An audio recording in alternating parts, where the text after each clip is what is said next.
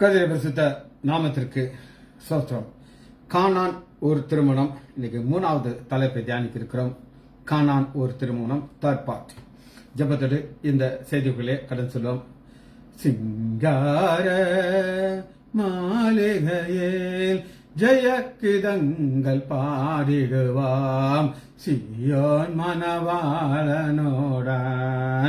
ஆனந்தம் பாடி அன்பரை சேர்ந்து ஆறுதல் அடைந்திடுவோம். அங்கே அலங்கார மகிமையின் கிரீடங்கள் சூடி அன்பரில் மகிழ்ந்திடுவோம்.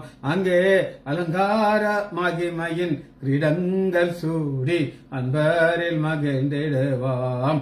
சிங்கார மாளிகையில் ஜெய கிதங்கள் பாடிடுவாம், சியோன் மணவாளனோடன். துயரப்பட்டவர் துதித்து பாடிடுவார் துதியின் உடையுடனே.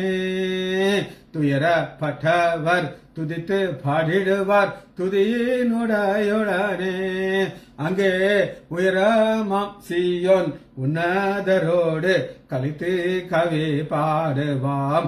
அங்கே உயரமாம் சீயோன் உன்னதரோடு கலித்து கவி பாடுவாம். சிங்கார மாளிகையில் ஜெய கிதங்கள் பாடிடுவாம், சீயோன் மணவாளனோடன். முள்மூடி நமக்காய் அணிந்த இயேசுவின் திருமுகம் காண்டிடுவாம். முள்மூடி நமக்காய் அணிந்த இயேசுவின் திருமுகம் காண்டிடுவாம். அங்கே முத்தீர இட்ட சுத்தர்வன் அங்கி தரித்தோராய் துதித்திடுவாம். அங்கே முத்தீர இட்ட சுத்தர்வன் அங்கி தரித்தோராய் துதித்திடுவாம். சிங்கார மாளிகையில் ஜெய கிதங்கள் பாடிடுவாம், சீயோன் மணவாளனோடன். புவியின் அரசை புதுப்பாட்டால் பாடி நகை போத்திடுவாம். புவியின் அரசை புதுப்பாட்டால் பாடி நகை போத்திடுவாம். புது எண்ணாயால் அபிஷேகம் பன்னீனோராய் மன்னரை வாழ்த்திடுவாம். புது எண்ணாயால் அபிஷேகம் பன்னீனோராய் மன்னரை வாழ்த்திடுவோம். இயேசுவே நாமத்தினாலே ஜெபங்களை பிதாவே, ஆமென். கர்த்தருடைய பரிசுத்த நாமத்திற்கு ஸ்தோத்திரம். Leela praise Lord, Janaki Ammal praise Lord, Balasundari praise Lord. ஒரு தொடர் செய்தியை நம்ம தியானித்துக் கொண்டிருக்கிறோம். கானான் ஒரு திருமணம். முதல் குறிப்பாக நம்ம என்ன பார்த்தோம்னா ஃபோக்கஸ். ஒரு திருமணம் வீடுன்னு ஒன்று இருந்துச்சுன்னா அங்க எல்லாருடைய கண்களும் மணவாட்டி, மணப்பெண், மணமகன் ரெண்டு பேரும் தான் ஃபோக்கஸ் இருக்கும். பாலசுந்தரி திருமணத்தில் ஒரு பெரிய ஒரு வேல் இங்கிருந்து அந்த கடைசி வேற போட்டிருந்தாங்க. படத்தை பார்த்து எல்லாருடைய கண்கள் எங்க இருக்கும், அந்த பொண்ணை தான் பார்ப்பாங்க. பொண்ணை பார்ப்பாங்க, மாப்பிள்ளையை பார்ப்பாங்க. ரெண்டு பேருடைய கண்கள் அது மாதிரி தான் இருக்கும். ஆனா நம்ம பார்க்குற கானா ஒரு கல்யாணத்தில் திருமணத்தில் இருக்கிற மணப்பெண்ணையும் பார்க்க முடியல, மணமகளையும் பார்க்க முடியல. ஃபோக்கஸ் அவங்க மேல இல்லை. ஆனா யார் மேல இருந்தது அப்படின்னு கேட்டீங்கன்னா, ஃபர்ஸ்ட் ஃபோக்கஸ் மரியாள் மேல இருந்துச்சு. எல்லாரும் மரியாள்கிட்ட போனாங்க. அந்த ஃபோக்கஸ் அப்படியே திருப்பி நம்முடைய ஆண்டவராக இயேசு ஃபோக்கஸ் திருப்பிட்டாங்க, ஆண்டவர்கிட்ட வந்தாங்க. ஸோ ரெண்டாவது ஃபோக்கஸ் ஆண்டவராக இயேசு கிறிஸ்து பிளஸ் சீஷர்கள். இதை முதல் குறிப்பாக நான் உங்களுக்கு சொன்னேன். ரெண்டாவது குறிப்பாக நம்ம என்ன பார்த்தோம் அப்படின்னு கேட்டீங்கன்னா, அழைப்பு. ஆண்டவராக இயேசு கிறிஸ்துவ அழைத்தார்கள் சீஷர்களையும். ரெண்டாவது வசனம் பாருங்க, யோவான் 2வது அதிகாரம் 2வது வசனம். இயேசுவும் அவருடைய சீஷரும் அந்த கல்யாணத்திற்கு அழைக்கப்பட்டிருந்தார்கள். இது எதை நமக்கு காட்டுது அப்படின்னு கேட்டீங்கன்னா, அது கொஞ்சம் வசதியான குடும்பம். நம்ம ஊர்ல நீங்க எத்தனை பேர் கறி சாப்பாட்டுக்கு போயிருக்கீங்க அப்படின்னு எனக்கு தெரியாது. இந்த கறி சாப்பாட்டுக்கு எல்லாரையும் கூட மாட்டாங்க. 4 பேர் உட்காந்துருந்தாங்கன்னா ஃப்ரெண்ட்ஸ், அவங்க ஒருத்தர்கிட்ட மட்டும் சொல்லுவாங்க, அண்ணாச்சி நீங்க நாளைக்கு கறி சாப்பாட்டுக்கு வரணும் அப்படின்னு சொல்லி. அவர் உடனே கொஞ்சம் பெருமையா மற்ற 3 பேரையும் கூப்பிட்டு மாட்டாங்க, கட்டாயம் நான் வர்றேங்க அப்படின்னு சொல்றாரு. காரணம், இவர் இன்னும் கொஞ்சம் க்ளோஸா இருக்கார். அப்ப ஏன் அந்த கறி சாப்பாட்டுக்கு எல்லாரும் கூட மாட்டாங்கன்னா, அன்னைக்கு லிமிட்டட் தான் ஆடு அடிச்சிருப்பாங்க, எல்லாரும் நாட் அலவுட். ஆனா இவங்க அப்படி கிடையாது, நல்லா வசதியான ஆளுக்கு. அதனால அழைப்பு ஆண்டவராகிய இயேசு கிறிஸ்து பிளஸ் 12 சீஷர்கள் பிளஸ் அம்மா, 13 பேரை கூப்பிட்டுருக்காங்க. இரண்டாவது குறிப்பாக நான் சொல்லுங்க. மூணாவதாக குறிப்பாக பார்த்தோம் சூழ்நிலை, அது மகிழ்ச்சியின் சூழ்நிலை அப்படின்னு உங்களுக்கு காமிச்சேன். அங்க ஆடல் பாடல் எல்லாம் சந்தோஷம், திருமணம்னாலே சந்தோஷம். அது குறிப்பா யாருக்கு ரொம்ப சந்தோஷம் இருக்கும் அப்படின்னு நீங்க கேட்டீங்கன்னா, மணமகனுடைய தோழர்கள். அவங்க பக்கத்துல இருந்துகிட்டு அவனுங்க போடுற ஆட்டத்தை பார்த்தீங்கன்னா ஆச்சரியமா இருக்கும்.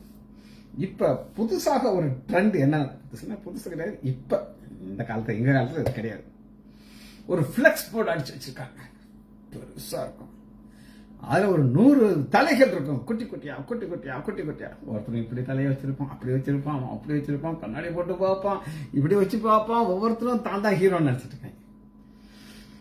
அப்ப அழைக்கப்படுறதுல இத்தனை 100 டிக்கெட் சேர்ந்து உள்ள வரும்.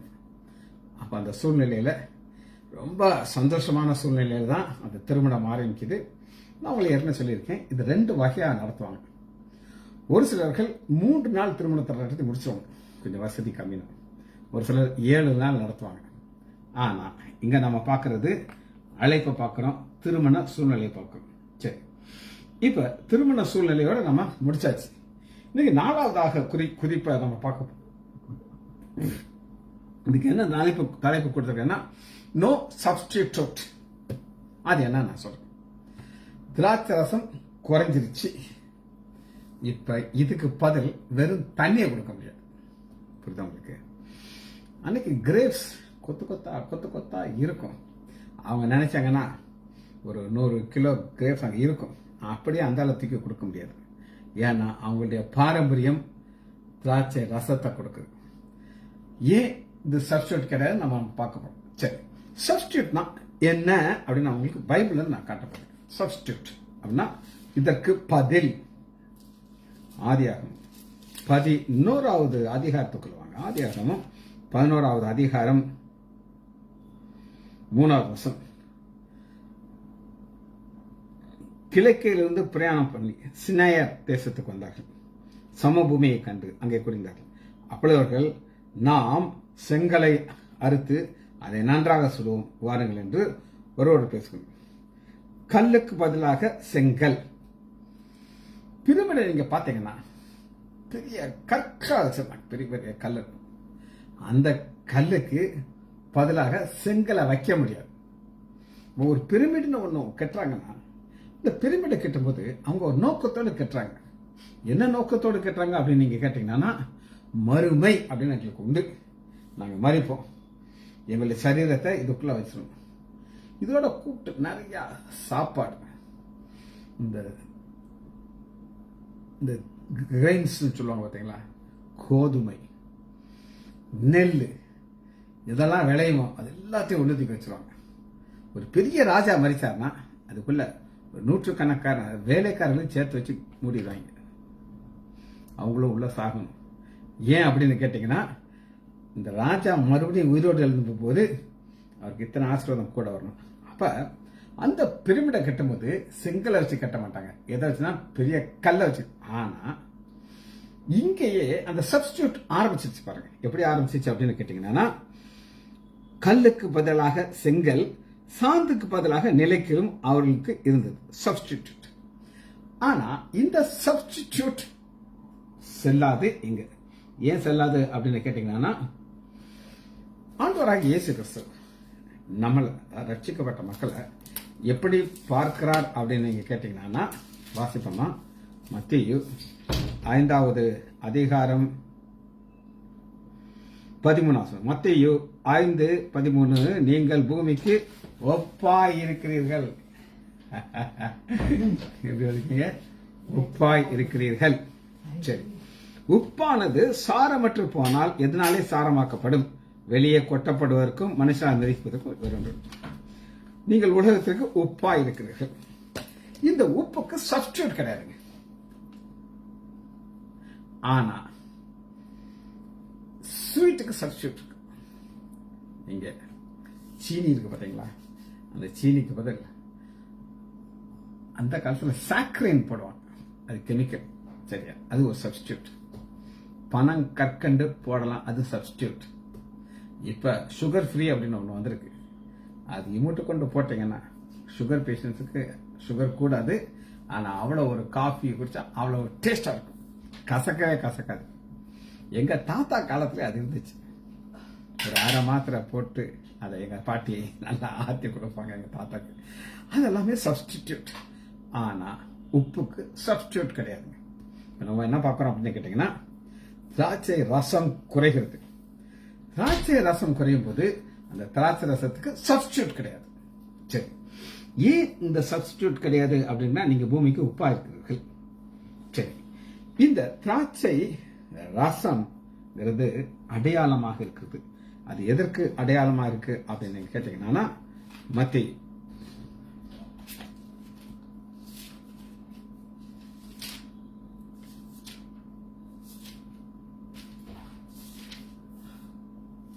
26வது அதிகாரம். இப்ப நம்ம பார்க்கிற திராட்சை ரசம் எதற்கு அடையாளமாக இருக்கு அப்படின்னு கேட்டீங்கன்னா, 26, 27 அவர் பாத்திரத்தை எடுத்து சோஸ்திரம் பண்ணி அவருக்கு கொடுத்து, நீங்கள் எல்லாரும் இதிலே பானம் பண்ணுங்கள், இது பாவ மன்னிப்பு உண்டாகும்படி அனைவருக்கும் புதிய உடன்படிக்கையில் என்னுடைய ரத்தமாயிருக்கிறது. ரத்தத்துக்கு சப்ஸ்டியூட் கிடையாதுங்க. இன்னைக்கு எத்தனையோ இருக்கிற சப்ஸ்டியூட் இருக்குது. ரத்தத்துக்குள்ள ஜீவன் இருக்கு, உயிர் இருக்கு. No substitute. Blood, nothing blood, blood. ஆனா அந்த பிளட் இதுக்கு எதுக்கு அடையாளமாக நம்ம பார்க்கறோம் அப்படின்னு கேட்டீங்கன்னா, இது நிஜம் நம்முடைய ஆண்டவராக இயேசு கிறிஸ்துவின் ரத்தம். பழைய ஏற்பாட்டில் யாத்ராகமம் 12வது அதிகாரம் 13வது வசனத்துல நம்ம பார்க்கிறோம். பஸ்கா ஆட்டு குட்டியின் ரத்தம். எப்பவுமே பழைய ஏற்பாட்டில் ஒரு நிழல் இருக்கும், புதிய ஏற்பாட்டில் இந்த நிஜம் இருக்கு. அந்த நிஜத்திற்குள்ள ஒரு நிஜம் இருக்கிறது, அதுதான் திராட்சை ரசம். புரியுது உங்களுக்கு? எல்லாத்துக்கும் சப்ஸ்டியூட் இருக்கு. இதுக்கு சப்ஸ்டியூட் கிடையாது, ரத்தத்துக்கு சப்ஸ்டியூட் கிடையாது, திராட்சை ரசத்துக்கு சப்ஸ்டியூட் கிடையாது. அதான் யாத்ராகமம் 12வது அதிகாரம் 13. நீங்கள் இருக்கும் வீடுகளிலே அந்த ரத்தம் உங்களுக்கு அடையாளமாக, அடையாளம்னா அந்த ரத்தத்தை நான் கண்டு, சிமான்ஸ், எத்தனை பேர் ஞாபகம்? சீமன்ஸ் அடையாளம். உங்களை கடந்து போவேன், நான் எகிப்து தேசத்தை அழிக்கும் பொழுது அழிக்கும் வாதை உங்களுக்குள்ளே வராதிருக்கும். பழைய ஏற்பாட்டில் ஒரு ரத்தத்தை பூச சொல்லி ஆண்டவர் சொல்கிறார். ரத்தம் பூசுதலாகிய நியமம், ரத்தம் பூசுதலாகிய நியமம் சொல்லி எபிரேயர் 11வது அதிகாரம்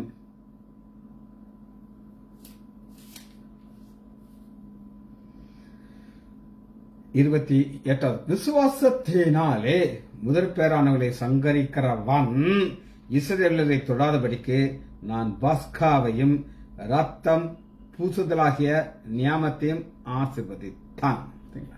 ரத்தம் பூசுதல், இந்த ரத்தத்தை பூசும் போது அந்த ரத்தம் பாதுகாப்பு கொடுக்குது. பழைய ஏற்பாடு. இப்ப நம்ம ஆண்டவராக இயேசு கிறிஸ்து ரத்தத்தை நம்ம உச்சந்தலையிலிருந்து உள்ளங்கால் வர பூசிக்கிட்டு தான் நம்ம வெளியே. ஆண்டவரே, ஆவி ஆத்மா சரீரத்துல உங்களுடைய பரிசுத்த ரத்தத்தை நான் பூசிக்கொள்கிறேன். நம்ம பூசும்போது நமக்கு ஒரு பாதுகாப்பு கொடுக்கிறாரு. சரி, இப்ப நம்ம இந்த குறிப்புக்கு என்ன பார்த்து கொண்டிருக்கிறோம்னா, பதிலாக ஒன்று கிடையாது, நோ சப்ஸ்டிடியூட். திராட்சை ரசம் குறையுதுன்னா திராட்சை ரசம் தான் அங்க வரணும். ரைட், நிழலை நான் உங்களுக்கு காமிச்சேன், நிஜத்தை உங்களுக்கு காமிச்சு. மற்ற 26வது அதிகாரம் 26வது வசனம் 27வது வசனத்தை உங்களுக்கு வாசிக்கிறேன். மத்தேயு 26வது அதிகாரம் 28. இது பாவ மன்னிப்பு உண்டாகும்படி அநேகருக்காக சிந்தப்படுகிற புது உடன்படிக்கையின் இந்த ரத்தமாய் இருக்கிறது. அடுத்த வசனம் பாருங்க, அதான் முக்கியமான வசனம். இது முதல் இந்த திராட்சை பல ரசத்தை, இந்த திராட்சை பல ரசம் என்ன அப்படின்னு கேட்டீங்கன்னா, நவமானதை உங்களோடு கூட என் பிதாவின் ராஜ்யத்தில் நான் பானம் பண்ணும் வரைக்கும். நம்ம அவருக்கு நம்ம மறிக்கிறோம். இந்த சரீரம் நமக்கு போய் நமக்கு ஆண்டவர் ஒரு சரீரத்தை கொடுப்பார். அது ஆவிக்குரிய சரீரம். இந்த ஆவிக்குரிய சரீரத்துல நம்ம சாப்பிடலாமா அப்படின்னா சாப்பிட முடியும். ஆண்டவராகிய இயேசு கிறிஸ்து சாப்பிட்டார். அது மரித்து உயிரோடு எழுந்த இயேசு. பரலோகத்துல நம்மளால சாப்பிட முடியுமா, குடிக்க முடியுமா அப்படின்னா எஸ். நவமான திராட்சரசத்தை நமக்கு பரலோகத்தை வச்சுக்கிருக்கோம். சாப்பிடணுங்கிற அவசியம் கிடையாது. வேணும்னா நீங்க சாப்பிடலாம். சரி, இப்ப நோ சப்ஸ்டிடியூட்ங்கிறத நான் முடிச்சிட்டேன். இது உங்களுக்கு 4வது குறிப்பு. முதல் குறிப்புல நான் உங்களுக்கு சொல்றேன், ஞாபகம் வச்சுக்கோங்க. முதல் குறிப்பு ஃபோக்கஸ், 2வது குறிப்பு அழைப்பு, 3வது குறிப்பு திருமண சூழ்நிலை, 4வது குறிப்பு அதான் இன்னைக்கு பார்க்கிற டைம். பதிலாக ஒண்ணு கிடையாது, நோ சப்ஸ்டிடியூட். சரி, 5வதாக தலைப்பை நம்ம பார்க்க போகிறோம். அது என்னன்னா மனநிலைமை, மென்டல் ஸ்டேட்டஸ் அப்படின்னு சொல்றோம். மனநிலைமை. இப்ப ஒரு திருமணம் நடக்குது அல்லது ஒரு ரிசப்ஷன் இருக்குது. அதுக்கு சூழ்நிலை எப்படி இருக்கணும் அப்படின்னு கேட்டீங்கன்னா, நம்பர் 1 மழை பெய்யக்கூடாது. நான் ஒரு சாட்சியை பல முறை சொல்லியிருக்கிறேன், திரும்ப சொல்றேன். என்னுடைய மகள் டீனா திவ்யாவுக்கு கல்யாணத்துக்கு முன்னாடி நாங்கள் ஒரு ஃபார்ம் பிரிண்ட் பண்ணி ஜெப குறிப்பு வைத்து நாங்கள் ஜெபம் பண்ணிக்கிட்டே இருந்தோம். அதுல முக்கியமான ஒரு குறிப்பு என்னன்னா, ஒரு ராயட் வந்துடக்கூடாது, சூழ்நிலை அமைதியா இருக்கணும், கால சூழ்நிலையில மழை பெய்யக்கூடாது. ஏன்னா எல்லாம் பட்டி செல்ல கட்டி என்னை பார் என் அழகை பார்னு சொல்லி எல்லா அம்மாமார்களும் வருவாங்க. அந்த மழை பெஞ்சானா அவங்க சேலை ரொம்ப அழுக்காயிரும், ஸ்வாட் ஆயிடுவாங்க. அப்ப இப்படி நாங்கெல்லாம் ஜெபிச்சோம். கல்யாணம் முடிஞ்சிருச்சு, இங்க எல்லாமே ஸ்மூத்தா இருந்துச்சு. தூத்துக்குடியில அந்த நேரத்தில் வந்து மழை பெய்யுற டைம். அது அந்த நேரத்தில் நாங்கள் ஜெபம் பண்ணியிருக்கோம், ஆண்டவரே இந்த ரிசப்ஷன் முடிகிற வர ஊரு சொட்டு மழை கூட பெய்யக்கூடாதுன்னு சொல்லி. அந்த நேரத்தில் என்னுடைய மச்சான் சொல்றாரு, எங்க சம்பந்தி சொல்றாரு, அதுக்கப்புறம் சொன்னாரு, அவங்க இதுல பாதி பேர் இந்துக்கள் இருக்காங்க. அதுல ஒரு ஆள் ஆர்எஸ்எஸ்ல ஒரு தீவிரமான ஒரு தலைவரம். இவங்க மச்சானுக்கு ரொம்ப கிட்டத்து சொந்தம் வந்தாரு. அவரு உள்ள வர்றாரு, உடம்பு ஃபுல்லா நனைஞ்சிருக்கு. அவர் சொல்லுவாராம், அண்ணே உங்க கடவுள் உண்மையான கடவுள் அண்ணே, இங்க பாருங்க, இங்க மட்டும் மழை பெய்யல, நான் பாருங்க தொப்ப நனைஞ்சு வரேன், நான் மலையில ஊறிட்டு இருக்கணும் பார்த்தா ஊரு சுட்டு மழை இல்லையாச்சே, இது எப்படின்னு சொல்லி எங்க மச்ச சொன்ன ஜோம் பண்ணியிருக்கோம், இதுக்கு புரியுதான்ட்டுனேன். அப்ப அப்படி பெரிய ஓப்பன் ஹாலுங்க, ஒரு 5000 பேர் வந்திருக்காங்க சாப்பிட்றதுக்கு. எல்லாம் சாப்பாடு நடந்துகிட்டே இருக்குது. ஸ்டேஜில் நாங்கள் கொஞ்சம் எங்களுக்கு ரொம்ப வேண்டியவங்களுக்கு மோதிரம் செய்து வச்சிருந்தேன். யார் யாரெல்லாம் அந்த கல்யாணத்தில் பேக் போன் மாதிரி இருந்தாங்களோ, எங்கள் மச்சானுக்கு ஒன்று, எங்கள் சம்மந்தி, எங்கள் பெரிய மாப்பிள்ளை ஒன்று, இப்படி எல்லாத்துக்கும் ஸ்டேஜ் போட்டு அங்கே நியூட்டன் அப்படின்னு ஒரு மேனேஜர் இருந்தார். அவர் தான், அதாவது எல்லாத்துக்கும் அவர் மூலமாக தான் நாங்கள் பேசுவோம். அவருக்கு ஒரு மோதிரம் போட்டாச்சு. கீழே இறங்குறோம், அடிச்சு ஊத்துது மழை, தடன்னு ஊத்து, நாங்களாம் ஓடிச்சுக்கிட்டோம். அவ இந்த கால சூழ்நிலை ரொம்ப ரொம்ப முக்கியம். அது மாதிரி இந்த மென்டல் கண்டிஷன் என்ன அப்படின்னு கேட்டீங்கன்னா, இப்ப என்ன இந்த நியூஸ் வந்த உடனே எது அவர்களை விட்டு போயிருச்சு அப்படின்னா மகிழ்ச்சி போயிருச்சு. வாசிப்போமா? எரேமியா 25வது அதிகாரம்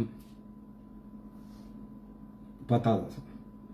25:10. மகிழ்ச்சியின் சத்தத்தையும் சந்தோஷத்தின் சத்தத்தையும் மணவாளனின் சத்தத்தையும் மணவாட்டியின் சத்தத்தையும் எந்திரத்தின் சத்தத்தையும் விளக்கின் வெளிச்சத்தையும் அங்கிருந்து நீக்க பண்ணுவேன். போயிருச்சு. ஏன் போயிருச்சு அப்படின்னு நீங்க கேட்டீங்கன்னா, அதற்கு நம்மளால கரெக்டா பதில் சொல்ல முடியாது. ஏன் கரெக்டா பதில் சொல்ல முடியாது அப்படின்னு நீங்க கேட்டீங்கன்னா, எங்க ஆண்டவருடைய மகிமை வெளிப்படும் நான் ஏற்கனவே சொல்லிட்டேன். அவ நிறைய நேரங்கள்ல ஆண்டவர் என்ன செய்வார் அப்படின்னு கேட்டீங்கன்னா, ஒரு காரியம் நடக்குது. அந்த காரியம் நடக்கும்போது அதுல நம்மளால சில காரியம் நம்மளால புரிந்து கொள்வதற்கு கஷ்டமா இருக்கு. அது என்ன அப்படின்னு நான் உங்களுக்கு சொல்றேன். பதிலாக நான் இப்ப உங்களுக்கு காட்ட போறேன். யோபு 2வது அதிகாரம் 4வது வசனம். சாத்தான் கர்த்தருக்கு பிரதியுத்தரமாக தோலுக்கு பதிலாக தோல். என்ன சொல்றான் அப்படின்னு கேட்டீங்கன்னா, சொத்தெல்லாம் தொட்டீங்க ரைட்டு தான், ஆனா அவனை நீங்க தொட்டு பாருங்க என்ன ஆகணும். இப்ப அவன் ஒரு பாதுகாப்பு கொடுத்து வச்சிருக்கிறார். தோலுக்கு பதிலாக தோல், ஜீவனுக்கு பதிலாக தனக்கு உண்டான எல்லாவற்றையும் மனுஷன் கொடுப்பான். ஆனாலும் நீருமுடிய கையை நீட்டி அவன் எலும்பையும் அவன் மாம்சையும் தொட்டால் அப்பொழுது உமக்கு முன்பாக தூசிக்க மாட்டானா என்று பாருங்கள். இப்படி நடக்கும் பொழுது ஆண்டவர் ஒரு பாதையில் அவரை கொண்டு போறார். இந்த பாதையில கொண்டு போறதுக்கு காரணம் என்ன அப்படின்னா, ஆண்டவர் டெஸ்ட் பார்க்கிறார் உத்தமத்தை. அதுபோல இங்கேயும் நம்ம பார்க்கிறோம், இந்த சூழ்நிலை எல்லாமே மோசமா போயிட்டு இருக்கு. திராட்சை ரசம் இல்லை. இப்ப நான் உங்களுக்கு ஒரு இங்கிலீஷ் வார்த்தை சொல்லிக் கொடுக்க போறேன். எத்தனை பேருக்கு ஆசை இருக்குன்னா கத்துக்கோங்க. Talk of the town. Talk of the town அப்படின்னா என்ன அர்த்தம் அப்படின்னு கேட்டீங்கன்னா, ஒரு திருமண வீட்டில் எல்லாரும் போறாங்க. போயிட்டு திராட்சை ரசம் குறைஞ்சு போச்சுன்னா அந்த கேவலத்தை ரொம்ப குஷியா சொல்லுவாங்க. அதான் டாக் ஆஃப் த டவுன். ஊர் முழுது இதான் பேச்சா இருக்கும். என்ன நீ போன இல்லை உங்க மாமா வீட்டு கல்யாணத்துக்கு என்னாச்சு? அடப்பாவி கேவலம், வெளியில சொன்னா அசிங்கம் சொல்ல முடியும் அப்படின்னு சொல்லி அவர் நல்லா விளக்கம் சொல்லுவார். பாதி பேருக்கு திராட்சை ரசம் இல்லையா, எல்லாரும் சாப்பிடும்போது, அதாவது அவங்க எப்படி சாப்பிடுவாங்க அப்படின்னு கேட்டீங்கன்னா, உட்காந்துருப்பாங்க, முன்னாடி பிளேட் இருக்கும், பக்கத்துல ஒரு கப்பில் ஜூஸ் ஊற்றி வச்சிருப்பாங்க. நம்ம ஊர் கல்யாணத்துக்கும் அங்கே என்ன வித்தியாசம் அப்படின்னு நீங்க கேட்டீங்கன்னா, நம்ம ஒரு கல்யாணத்தில் கறி சாப்பாடு சொல்றோம். சாப்பிட்டுட்டு வெளியே வரும்போது ஒரு பெரிய அண்டால நிறைய ஐஸ் போட்டு இந்த ஜூஸ் வச்சிருப்பாங்க. எல்லாரும் கொஞ்சம் கொஞ்சமா குடிச்சிட்டே போவாங்க. அது ஜூஸ் குடிக்கிறது ஒரு ஒரு ஒரு ஃபங்க்ஷன். ஆனா பிரச்சனை என்னன்னா, குடிச்சிட்டு போயிடுவான். அவனுக்கு பின்னாடி வர ஸ்வீட் அந்த ஃப்ரூட் ஜூஸ் எப்படி இருக்குன்னு அவனுக்கு தெரியும். ஆனா இங்க அப்படி கிடையாது. ஒரு கப்பலை வச்சிருப்பாங்க. இவன் சாப்பிட சாப்பிட அதை ஊத்திக்கிட்டே இருக்கணும். ஏன்னா அது சாப்பிடும் போது அது அவங்களுக்கு ஒரு டைஜஷன் ஆகும், நல்லா முழுங்குறாப்புல இருக்கும். நீங்க கேரளா போயிருந்தீங்கன்னா, எனக்கு நான் மாமியார் ஊர்னால எனக்கு தெரியும், அங்க புட்டு பயறு அப்பளம் ஒரு சாப்பாடு. ஆனா அவங்க என்ன செய்யணும் அப்படின்னு கேட்டீங்கன்னா, முதவே கப்பில் காப்பி ஊற்றி வைக்கணும். நம்ம காஃபியை கடைசியில் குடிப்பேன். ஆனால் அங்கே அப்படி கிடையாது. அவங்க என்ன செய்வாங்கன்னா, புட்டை சாப்பிட்டு ஒரு மடக்கு காஃபியை குடிச்சிருவாங்க. இல்லைன்னா தொண்டையில சிக்கிக்கிடுவான். யாராவது காப்பி ஊத்துலன்னா அவன் திட்டெல்லாம் பார்த்தீங்கன்னா கேவலமா இருக்கு.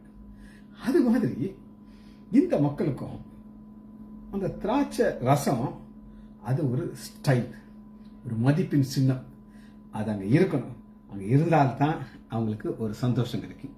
சரி, இப்போ எரேமியால கொஞ்சம் தொடர்ந்து பார்க்கணும். 29வது அதிகாரம் பாவம் 29:11 ஆண்டவர் முடிவை பற்றி சொல்லுகிறார். இப்ப சூழ்நிலை மோசமா இருக்குது. டாக் ஆஃப் த டவுன் வந்துருமோன்னு பயப்படுறாங்க. அதே நேரத்தில் முடிவை நான் உங்களுக்கு காட்டுறேன். எரேமியா 29வது அதிகாரம் 11. நீங்கள் எதிர்பார்த்து கொண்டிருக்கும் முடிவை உங்களுக்கு கொடுக்கும்படி நான் உங்கள் பேரில் நினைத்திருக்கும் நினைவுகளை அறிகிறேன். அவைகள் தீமைக்கு அல்ல, சமாதானத்துக்கான நினைவுகள். சமாதானத்துக்கான நினைவுகள் ஆண்டவருக்கு தெரியும். இங்க என்ன நடக்கணும் அப்படின்னு கேட்டீங்கன்னா, அது சமாதானத்துக்கான நினைவு என்னன்னு சொல்லி கேட்டீங்கன்னா, யோவான் 2வது அதிகாரம் 11வது வசனத்துல விதமாக இயேசு முதலாம் அற்புதத்தை கலிலியால் உள்ள கானான்களை செய்து அப்படி மகிமையை வெளிப்படுத்தினார். இந்த மகிமை பரலோகத்தில் விட்டுட்டு வந்தாரு. ஆனா இப்ப நான் சாதாரண மனிதன் கிடையாது, தேவகுமாரன். அவருடைய சீசர்கள் அவரிடத்தில் விசுவாசம் வைத்தார். இதாங்க முடிவு. இந்த முடிவு சமாதானத்துக்கான முடிவு. நம்முடைய ஆண்டவராக இயேசு கிறிஸ்து இந்த பூமிக்கு வரும்போது 100% ஒரு மனிதனாக வந்தார். நீங்கள் எப்படி மனுஷனாக, நான் எப்படி அது போல வந்தார். ஆனா அவருக்குள்ள இருக்கிறது 100% தெய்வ தத்துவம். அந்த தெய்வ தத்துவம் வெளிப்படுறது தான் டாக் ஆஃப் த டவுன். இப்ப இந்த டாக் ஆஃப் த டவுன்ல யாரு டாப்பா இருந்திருப்பாங்க கேட்டீங்கன்னா, நம்முடைய ஆண்டவராக இயேசு கிறிஸ்து தான் டாக் ஆஃப் த டவுன்ல டாப்பா இருந்திருப்பார்.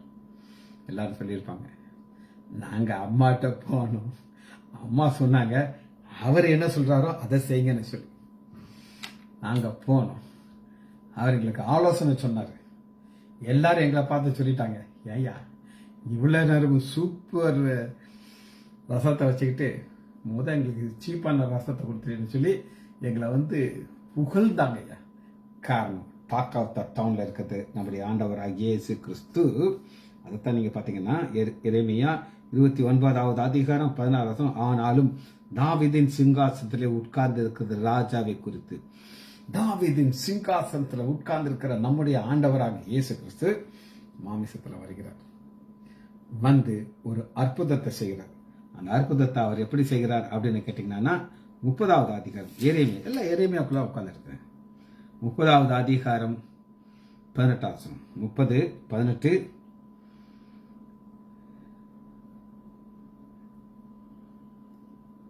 இதோ நான் யாக்கோபின் கூடாரங்களுக்கு சிறையிருப்பை திருப்பி வாசஸ்தலங்களுக்கு இரக்கம் செய்வேன். வாசஸ்தலத்துக்கு இரக்கம், இறக்கங்கிறது ரொம்ப ரொம்ப முக்கியமான ஒரு வார்த்தைங்க. இன்னைக்கு ஆண்டவர் உங்களுக்கு ஒரு சான்ஸ் கொடுத்துருக்கிறாரு. நீங்கள் யார் யார்கள் மேலெல்லாம் இறக்கப்பட்டு கொண்டே இருக்கீங்களோ இங்கே பாக்கியவான்களை மாற்றி உங்களுக்கு இறக்கம் கிடைக்கிறாப்புல செய்வார். நான் நினைக்கிறேன் இந்த திருமணத்துக்கு அழைத்தவர்கள் ஆண்டவர்கிட்ட வரும் பொழுது ஆண்டவர் இருதயத்தில் ஒரு முடிவை பார்த்தார், இரக்கம் வருது. அந்த இரக்கம் வந்ததுனால தான் அந்த டாக் ஆஃப் த டவுன்ல குறையே இல்லாமல் நிறைவு வந்துருச்சு. வசந்தத்தில் வாசிக்கிறவங்களுக்கு 21 அவருடைய பிரபு அவர்கள் ஒருவனாயிருக்க அவருடைய அதிபதி அவர்கள் நடுவிலிருந்து தோன்றுவார். நடுவிலிருந்து தோன்ற அதிபதி ஒரு மனிதனாக வருகிறார். முடிவு நீங்கள் எதிர்பார்த்திருக்கிற முடிவு அவர் உங்களுக்கு கொடுப்பார். இந்த அதிபதி கொடுப்பார். நடுவில் தான் தோன்றார். தோன்றி என்ன செய்வார்னா இரக்கம் செய்கிறார். அந்த இரக்கம் இருந்தனால தான் பாருங்க 21 தான் வாசிக்கிறேன். அவர்களுடைய அதிபதி அவர்கள் நடுவிலிருந்து தோன்றுவார். அவரை சமீபத்து வர பண்ணுவேன். அவர் சமீபத்திலே வருவார். என்னிடத்திலே சேரும்படி தன் இருதயத்தை பிணைக்கிற இவர் யார் என்று கர்த்தர் சொல்லுகிறார். இந்த கர்த்தர் அடுத்த பாருங்க 22 நீங்கள் என் ஜனமாயிருப்பீர்கள், நான் உங்கள் தேவனாயிருப்பேன். என் ஜனம் மை பீப்பிள். யார் அவருடைய ஜனமா மாறுவாங்க? யார் யாரெல்லாம்? யோவான் 1வது அதிகாரம் யோவான் 1:14 ஆண்டுடைய நாமத்தின் மேல் விசுவாசம் உள்ளவர்களாகி அவரை ஏற்றுக்கொண்டவர்கள் எத்தனை பேர்களோ அத்தனை பேர்களும் அவருடைய பிள்ளைகளாகும்படி அதிகாரம் இருக்கிறார். யாரெல்லாம் நம்ம ஆண்டவராகிய இயேசு கிறிஸ்து அவருடைய ரத்தத்துக்கு சப்ஸ்டிட்யூட் கிடையாது. இந்த சூழ்நிலை டாக் ஆஃப் த டவுன் எப்படி ஆயிருக்கும் அப்படின்னு கேட்டீங்கன்னா மோசமா இருக்கும். ஆனா இப்ப அந்த டாக் ஆஃப் த டவுன் மாறி எல்லாரும் பேச ஆரம்பிச்சிட்டாங்க. இயேசுன்னு ஒருத்தர் இருந்தாரப்பா, அவர்கிட்ட போன உடனே ஒரு அற்புதத்தை செய்தாரு. எல்லாருடைய சந்தோஷத்திலையும் முகத்திலையும் மகிழ்ச்சி வந்துருச்சு. ஜெபிச்சு முடிப்போமா? மகா இரக்கமும் கிருபையுமுள்ள பிதாவே, உம்மை துதிக்கிறோம் ஐயா. சூழ்நிலை எவ்வளவு மோசமாக இருந்தாலும் அதை எங்கள் ஆண்டவராகிய இயேசு கிறிஸ்துவின் பாதத்தில் வைக்கும் பொழுது தன் சொந்த ரத்தத்தை சிந்தி எங்களுடைய பாவத்தை நீக்கி எங்கள் வாசஸ்தலத்தை மகிழ்ச்சியாக்குவதற்காக நன்றி ராஜா. பிள்ளைகள் ஒவ்வொருவரையும் என் ஆண்டவராகிய இயேசு கிறிஸ்துவின் நாமத்தினாலே ஆசீர்வதிக்கிறேன். இயேசுவின் நாமத்தினால் ஜெபங்கள் பிதாவே. ஆமேன், ஆமேன், ஆமேன்.